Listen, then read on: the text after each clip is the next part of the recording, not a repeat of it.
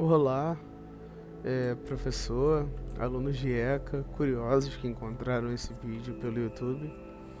Eu me chamo Derek Werneck e junto com o aluno Janot de Carvalho eu fiz aqui um projeto para a matéria de circuitos lógicos no período de 2022.2 pela UFRJ e eu vim aqui explicar mais ou menos como foi o desenvolvimento desse trabalho. Acredito que você já tenha lido o relatório para chegar nesse vídeo, ou pelo menos visto o vídeo da simulação. Esse é um vídeo mais explicativo, um pouco mais longo, explicando qual foi o pensamento por trás do desenvolvimento do sistema. Então, inicialmente, considerando o problema que nós tínhamos que resolver, que era criar um computador síncrono, nós começamos tentando definir portas lógicas.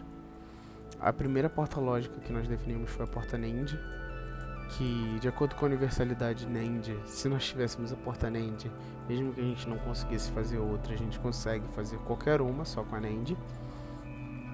Esse foi o modelo de porta NAND que nós desenvolvemos. Ela funciona, a tabela verdade é dada por aquela lâmpada de redstone. Pode ver que aqui os inputs respeitam a tabela verdade de uma porta NAND. Depois da porta NAND nós definimos o que é um input e o que seria uma porta NOT. Após definido o input, a porta NOT e as portas NAND e a porta NAND, nós definimos a porta AND e o funcionamento dela, a porta OR, e após a porta OR, a porta XOR e a XNOR, que é uma porta XOR negada, né? Pode ver que todas respeitam a tabela verdade da sua porta lógica correspondente. Após isso, nós demos 3 exemplos de clock. Esse é o exemplo de clock número 1, que foi utilizado no projeto, o exemplo de clock número 2 e o exemplo de clock número 3. Que podemos ver que a lâmpada não apaga, o clock é rápido o suficiente para a lâmpada não apagar, e isso se torna um problema lá na frente. Logo, o exemplo de clock número 1, que é o mais lento, foi utilizado. A partir daqui, eu começo a demonstrar as tentativas de fazer um flip-flop. Esse não foi 100% funcional. Aqui foi uma outra tentativa que também não funcionou. E esse foi o nosso primeiro flip-flop JK 100% funcional. O problema dele foi que ali na esquerda aquela lâmpada de redstone corresponde ao Q e a direita ao não Q. Eu vou deixar o J como 1 e o K como 0. E para o vídeo não ficar muito longo, não vou colocar a tabela verdade do flip-flop JK. Eu presumo que a pessoa que esteja assistindo já saiba. Se você não souber, é só procurar a tabela verdade do flip-flop JK. Mas quando eu deixo o J como 1 e o K como 0 e faço a subida do clock, a nossa saída deveria computar 1. Quando eu faço a subida do clock, a saída é 1, porém por milésimos de segundo. Logo, esse flip-flop não mantinha a saída. E aí chegamos nesse, que é um pouco maior, nesse modelo de flip-flop JK, que dessa vez sim, deixa eu deixar o J como 1 e fazer a subida do clock, ele sim mantinha o Q como 1. Se eu deixar o J como 0 e o K como 1 e fizer a subida do clock, o Q dá como 0, ele já respeita a tabela verdade perfeitamente de um flip-flop JK. Após isso, eu já explico o porquê a mudança, porém nós fizemos outro flip-flop, que é esse flip-flop aqui, que é um flip-flop tipo T. Aqui nós temos a saída, o toggle e o clock. Ao ativar o toggle e fazer a subida do clock, Q é igual a 1, subindo o clock novamente, Q é igual a 0. Se Q for igual a 1 e a gente desligar o toggle, mesmo o clock subindo e descendo, não muda a nossa saída. Deixa eu deixar como 0. Por que nós fizemos a mudança desse modelo para esse modelo? Otimização. Espaço. Esse modelo é um espaço muito menor, ocupa um espaço muito menor. Ele utiliza pistões, enquanto esse modelo que só utiliza redstone e lâmpadas de redstone, ele ocupa um espaço muito maior, sendo um problema logístico. Então, como começou o desenvolvimento do sistema? Nós fizemos inicialmente esse gerador de clock. Depois eu explico todas essas trilhas. Depois desse gerador de clock, nós fizemos as portas lógicas. Aqui dá pra ver cada porta lógica. São 4. Porém, nós observávamos que o pulso, ele mantinha muito tempo ativo o nosso flip-flop, o que fazia com que ele se tornasse 1 e 0. Porque ele ficava tempo demais aceso. Logo a gente desenvolveu esse limitador de pulso. Aqui nós vemos o pulso pré-limitador, dura muito mais. E aqui o pulso pós-limitador, que é um pulso bem mais curto quando positivo. E aí nós tivemos um problema. Qual foi o nosso problema?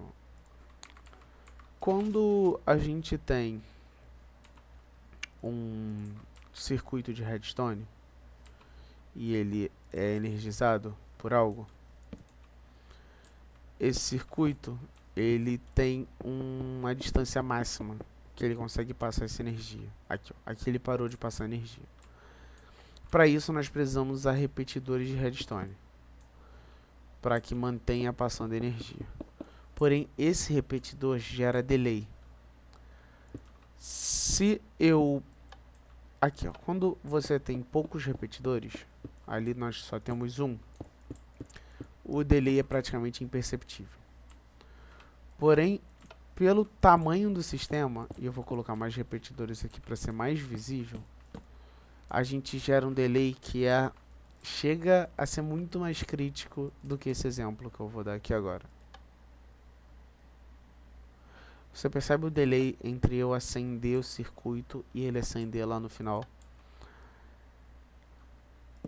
Só que os repetidores são um mal necessário, porque no jogo Vanilla, sem mods, e a gente quis fazer no jogo sem mod para facilitar, você tem um número máximo de blocos que a redstone consegue energizar. Logo, o nosso maior problema foi: precisamos ter um clock síncrono em todas as entradas e todas as saídas do circuito. E aí nós conseguimos desenvolver aqui uma lógica para um clock síncrono, em que o atraso de um sempre será compensado no outro. A gente sempre vai atrasar menos o componente mais longe e atrasar mais o componente mais perto, para que no final o mesmo pulso de clock dê um resultado síncrono no final. Definido o nosso clock síncrono e os nossos flip-flops, nós passamos eles por trilhas, as saídas dos flip-flops. Essas trilhas em ordem de bit de valor mais significativo para menos significativo, pela importância dos minérios no jogo, sendo netherite aqui o mais significativo, diamante, ouro e ferro. Nós passamos os bits para esse circuito, que é o nosso conversor hexadecimal. Nós tivemos 2 tentativas, na real 3, essa foi a última, a que funcionou melhor. Não que as outras não funcionaram, só que essa é a mais otimizada. E eu acho que, como eu coloquei no relatório, o mais importante desse trabalho, eu acho que foi a otimização de espaço e tempo. E faz sentido agora engenharia de controle e automação ser um curso de graduação que puxa tanto em otimização, porque realmente faz sentido A otimização é um problema real, é um problema que foi simulado aqui no jogo, mas que deve causar problemas maiores ainda em circuitos reais. Essa foi a nossa primeira tentativa do conversor. Pode ver que ele tem até as trilhas aqui. E a gente não conseguiu implementar hexadecimal, ele contava até o 9 e zerava. Ali nós fizemos uma segunda tentativa e nós fizemos porta lógica por porta lógica. Pode ver que aqui no final você vê as portas AND. Aqui ó, B denegado, B, D, B negado, denegado, ou B ou D.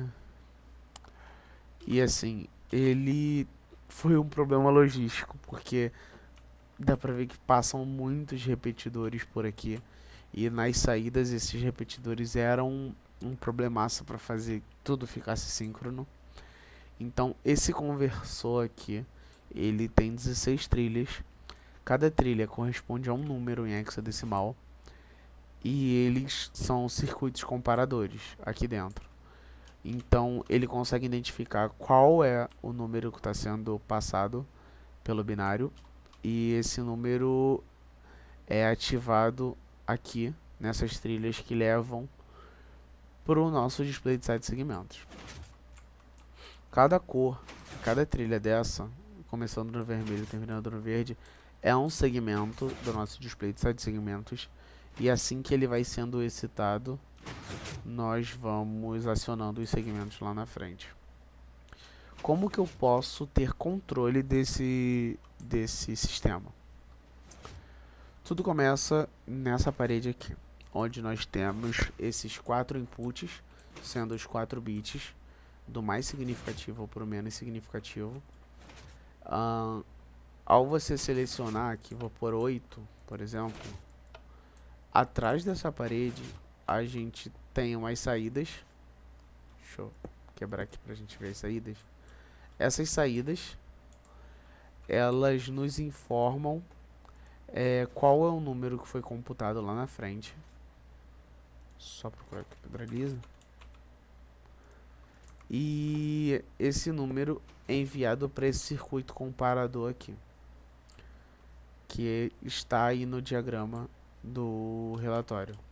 Esse circuito comparador, ele recebe os valores das trilhas aqui por baixo e ele identifica se o número que está sendo computado lá na frente é o número atual do sistema. Se sim, ele manda um sinal para o comparador dar o input de saída com a saída da memória para o reset. Então sai daqui um input para o reset. O que resulta esse sistema?